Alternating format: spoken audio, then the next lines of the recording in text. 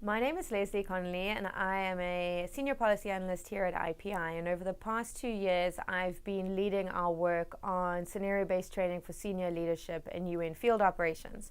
This project, supported by the Government of Canada, is really working to try and support the UN's both recruitment, preparation, and training of those who are being deployed to the field.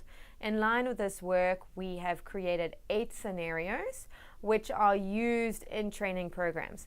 These scenarios are tackling crisis, sort of complex crisis environments, but not trying to generate operational responses, more to generate team building, critical thinking, and an understanding of what is really necessary as a leader in responding to a crisis situation. The topics that we've chosen, we did in consultation with the Integrated Training Services at the United Nations to try and look at areas that they're not already working on. So some of the topics include safety and security. So this scenario is really looking at a sort of direct attack on a mission in a hostile environment and how to respond to that. When you have kidnapping of staff members, when you have issues of terrorism within a UN peacekeeping context, and what the real response rate should be. We have a scenario looking at sexual exploitation and abuse, protection of civilians, engaging with the host state, and managing the dynamics around host state governments and tensions with different partners. We have a scenario which looks at a similar topic but at parallel forces. So working with in a peacekeeping operation where you have perhaps a parallel force, for example, Balkan, and how you engage and work in these dynamics. We have a scenario that looks at election preparation and human rights violations, something that you see and come across quite a bit. And then we have two sort of topics that are quite new and are based very much off the UN reform within peace and security. One is looking at the delegation of authority in regards to financial management, building off the fact that now much of the financial oversight sits with peacekeeping missions themselves, not necessarily with headquarters, and how leadership can manage these dynamics and what this really means.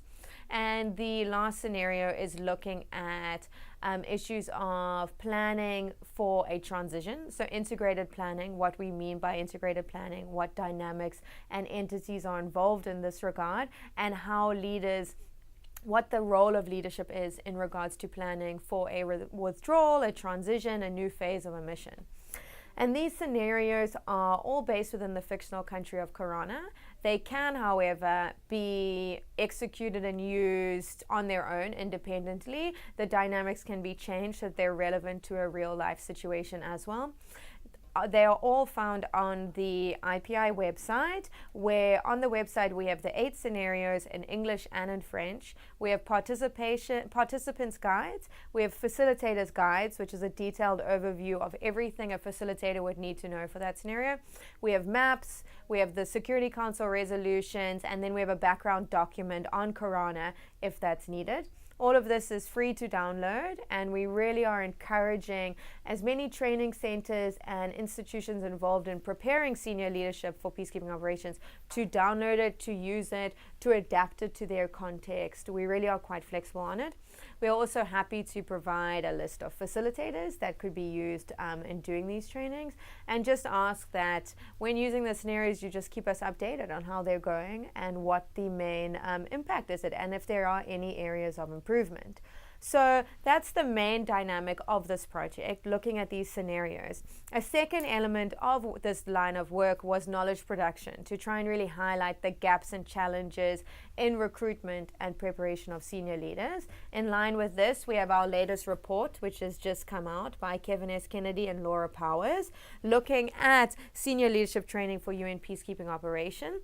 And what this report tries to do is outline what the training architecture is within the UN system, what the big developments have been over the past few years, why leadership is such a central component of everything that the UN does and really vital to implementing effective peacekeeping operations, and then what the barriers are.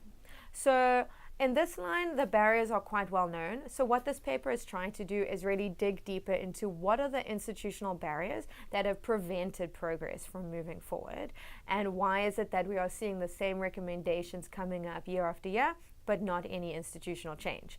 So this report is a really central part of our project, and I think a central component of preparing leaders for the field, as well as looking at what an effective training architecture would look like within the UN context.